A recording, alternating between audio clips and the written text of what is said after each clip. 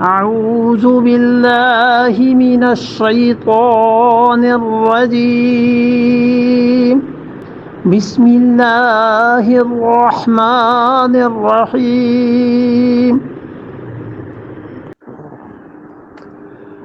قل لا أجد فيما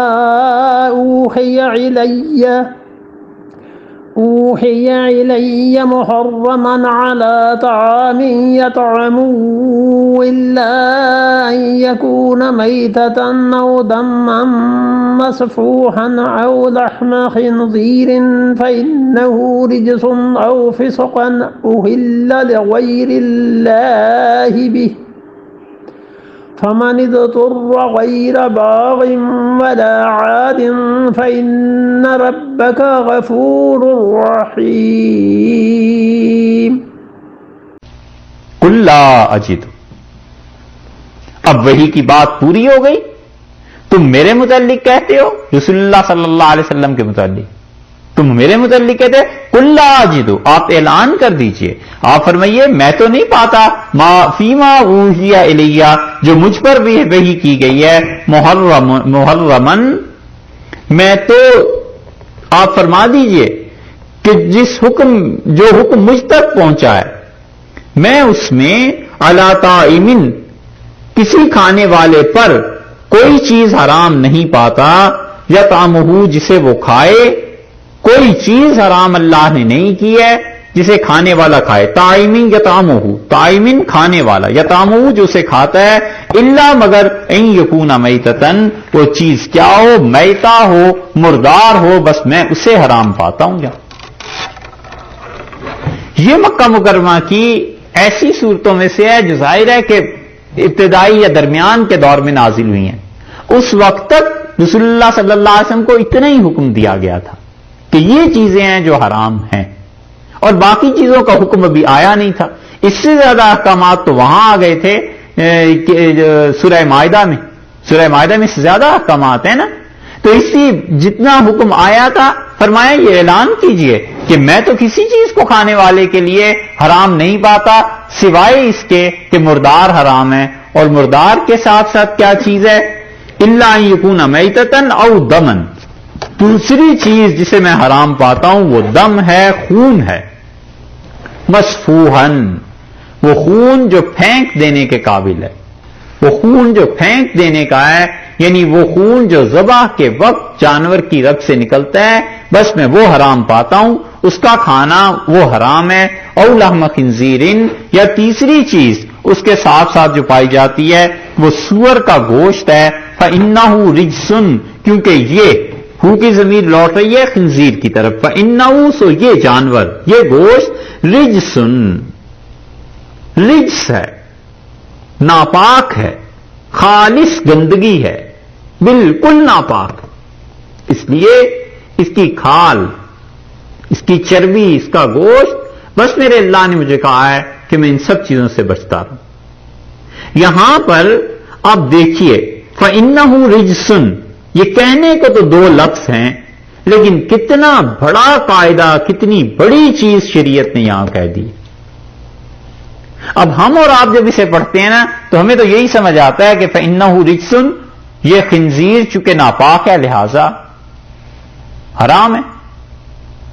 فقہا بھی اسے پڑھتے تھے اور فقہا کہتے ہیں کہ اس سے معلوم ہوا کہ سور اس لیے حرام ہے کہ وہ ناپاکی ہے، گندگی ہے. تو اس سے پتا چلا کہ جہاں بھی گندگی پائی جائے گی وہاں حرمت پائی جائے گی. جو چیز گندی ہے سو وہ گندی چیز حرام ہے. سور چونکہ نجس ہے اس لیے حرام ہے، تو جہاں کہیں بھی نجاست پائی جائے گی وہاں پر یہی حکم آ جائے گا کہ یہاں پر نجاست اور گندگی ہے لہذا یہ چیز حرام ہے. انہوں نے اس سے فقہ کا یہ بہت بڑا اصول ثابت کیا ہے، اور اسی اصول پہ پھر وہ لکھتے چلے گئے ہیں کہ خون ناپاک ہے اس وجہ سے یہ حرام ہے، فلاں چیز ناپاک ہے اس وجہ سے حرام ہے، فلاں چیز ناپاک ہے. تو وہ کہتے ہیں کہ جن جن چیزوں میں ناپاکیاں ہیں وہ چیزیں حرام ہوتی چلی جائیں گی. انہوں نے اس سے ثابت کیا کہ اس کی تفصیل لکھی ہے. اور فسقن، دوسری لفظ ارشاد فرمایا اللہ تعالی نے کہ دیکھو ایک تو یہ ناپاک ہے اس لیے تم کہتے ہو میری وحی، تو تم تو کوئی دلیل لا نہیں سکے، اور باقی مجھے پوچھتے ہو، تو میں تمہیں صاف کہتا ہوں کہ مجھ پہ تو اللہ نے یہ 4 چیزیں حرام کی ہیں۔ فَإِنَّهُ رِجْسٌ، یہ خنزیر 3 چیزیں ہو گئی، اور فسقن، یا گناہ کی چیز ہے، گناہ کی چیز ہے۔ کیا گناہ کی چیز ہے؟ یہ حرام کا کھانا، سور کا کھانا، یا یہ کہ احل لغیر اللہ بہ، جس پر پکارا گیا اللہ کے علاوہ کسی اور کا نام، یہ گناہ کی چیز ہے۔ تو وہ چیز تو در حقیقت گناہ نہیں نا۔ اس کو ذرا سا سمجھ لیجئے کہ اللہ نے فرمایا یہ گناہ ہے، اور فسقن، فسق کا مطلب یہ ہے کہ یہ چیز گناہ کی چیز ہے۔ سور بذات خود تو گناہ کی چیز کچھ بھی نہیں، بکری، بکرا، دمبا، کوئی چیز، جانور حلال، اسے ذبح کیا کسی نے کسی بت کے نام پہ، تو بظاہر تو وہ گناہ کی چیز نہیں ہے، یہ فعل گناہ کا ہے، یہ حرکت گناہ کی ہے نا۔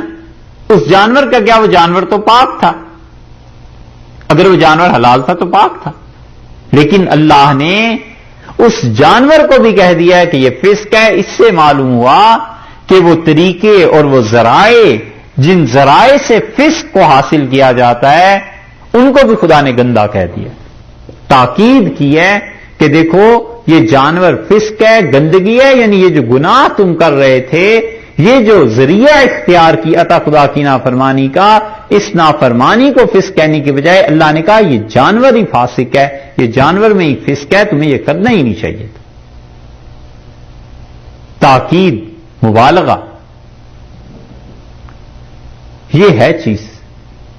اسی لیے ہمارے اساتذہ کہتے تھے، اگرچہ ان کی طرف زیادہ مفسرین نہیں گئے، مگر وہ کہتے تھے کہ یہ جو جملہ ہے نا، اب دیکھیے وہ کہتے ہیں جو جملہ ہے کہ اللہ کے علاوہ غیر کا نام لے کے ذبح کرے گا، یہ جملہ فسق ہے۔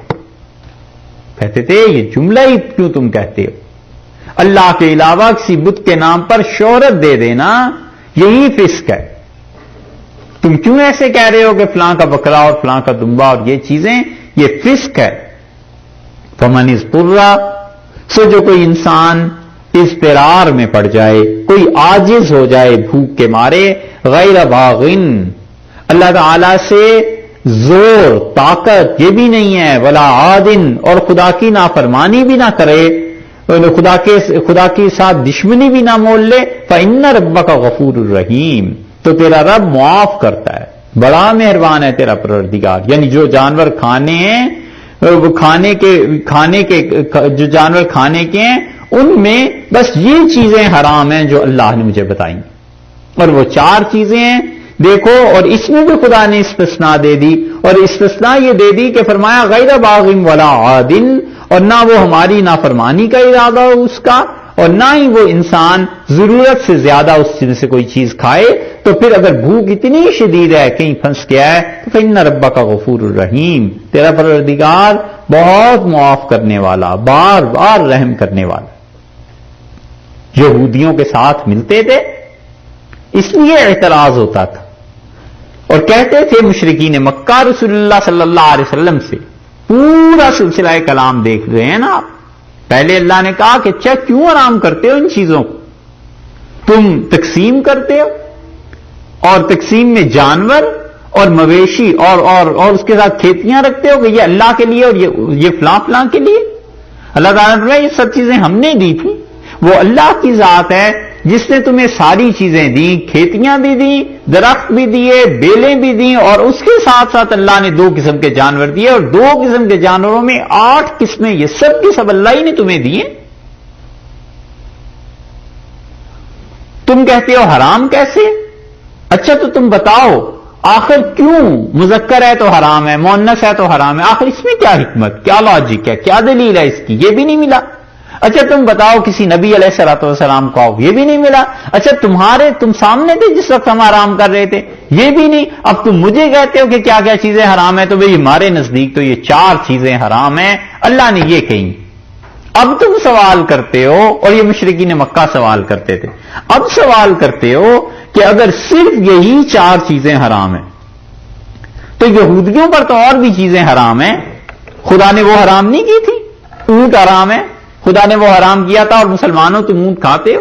یہودیوں کا ذکر اس لیے آ گیا کہ اہل مکہ کا یہودیوں سے آنا جانا تو تھا، واسطہ تو تھا، جو مذہبی لوگ تھے تو انہیں پتا تھا کہ ہم سے 500-700 میل کے فاصلے پہ، کلومیٹر پہ جو بستی آباد ہے اس میں کون کون سے مذہب ہیں، کیا کیا وہ کہتے ہیں اور کیا نہیں کہتے، اور یہودیوں کی تعلیم کی وجہ سے عربوں پہ ان کا روب بھی تھا کہ یہ تعلیم ان کے پاس ہے۔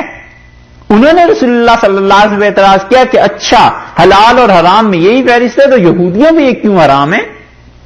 اونٹ کیوں جائز قرار دیتے ہو؟ وہ بھی تو حرام ہے، اللہ نے اسے حرام نہیں قرار دیا۔